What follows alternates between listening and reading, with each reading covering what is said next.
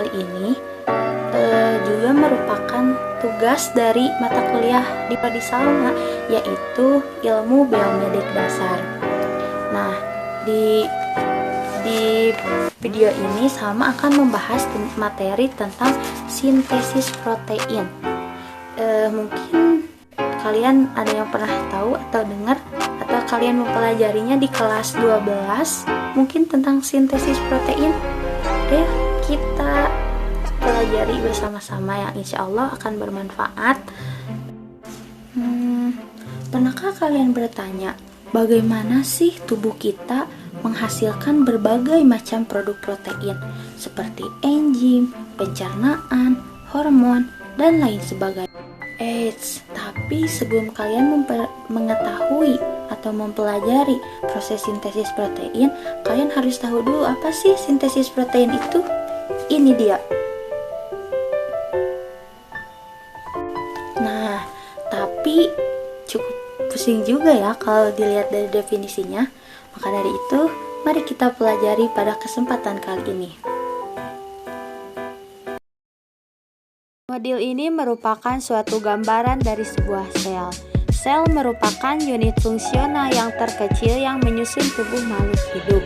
Dalam suatu struktur sel, terdapat satu inti sel yang disebut nukleus. Nukleus mengandung suatu genom yang merupakan keseluruhan informasi genetik yang terangkai dalam kromosom suatu organisme. Setiap kromosom mengandung untai panjang DNA yang dikemas bersama dengan protein yang disebut histon. Dalam untai panjang rantai DNA terdapat bagian yang disebut dengan gen. Gen merupakan suatu urutan DNA spesifik yang mempunyai interaksi dalam pembuatan protein. Saat dimulainya transkripsi, DNA yang mengandung gen akan teruntai dan diawali dengan menempelnya RNA polimerase yang berperan sebagai mesin penyalin.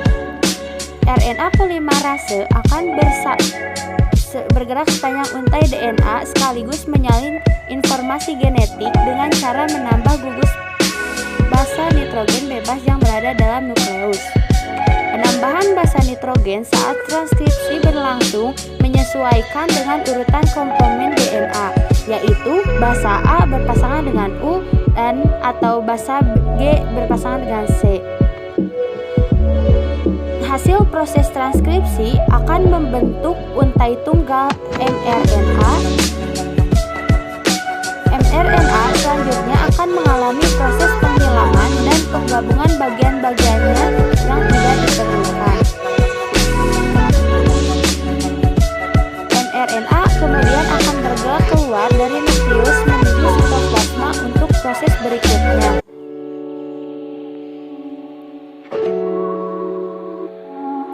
Mesin pembuat protein yang dikenal dengan ribosom atau ribosomal RNA atau rRNA berada di sitoplasma secara langsung akan menempel pada mRNA untuk memulai proses translasi. Struktur RNA lain yaitu transfer RNA atau tRNA bertanggung jawab sebagai pembawa komponen asam amino dalam proses translasi pembentukan protein. Terdapat 20 jenis asam amino yang mampu dibawa RNA berdasarkan urutan-urutan kode atau antikodon yang dimilikinya. tRNA akan membawa masing-masing asam amino ke dalam ribosom sesuai urutan komponen triplet kodon yang dimiliki oleh mRNA. Selama proses translasi, asam amino satu dengan yang lainnya bergabung menjadi satu kesatuan dan berkembang membentuk rantai panjang atau disebut dengan polipeptida. Setelah berakhirnya proses translasi, polipeptida hasil translasi akan melipat dan membentuk struktur 3 dimensi dan membentuk protein.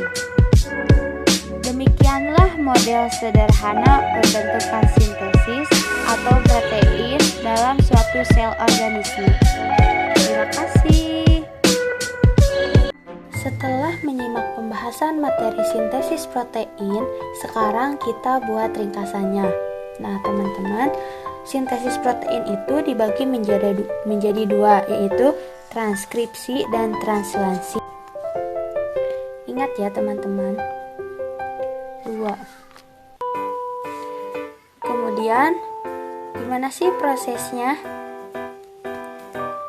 Sintesis protein terdiri dari dua tahapan. Yang pertama adalah transkripsi, yaitu ketika materi genetik pada DNA disalin menghasilkan RNA duta. Ini transkripsi. Proses ini terjadi di dalam nukleus. Setelah dihasilkan RNA, maka kemudian RNA duta akan dibawa keluar dari nukleus menuju sitoplasma untuk mengalami proses translasi. Adalah penerjemahan kode genetik pada RNA duta oleh ribosom menghasilkan polipeptida. Dalam prosesnya dibantu oleh RNA-T yang bertugas untuk membawa asam amino. Nah, kemudian itu terus berlanjut berulang-ulang. Kemudian dari berulang-ulang ini akan menghasilkan sintesis protein. Hafalkan teman-teman.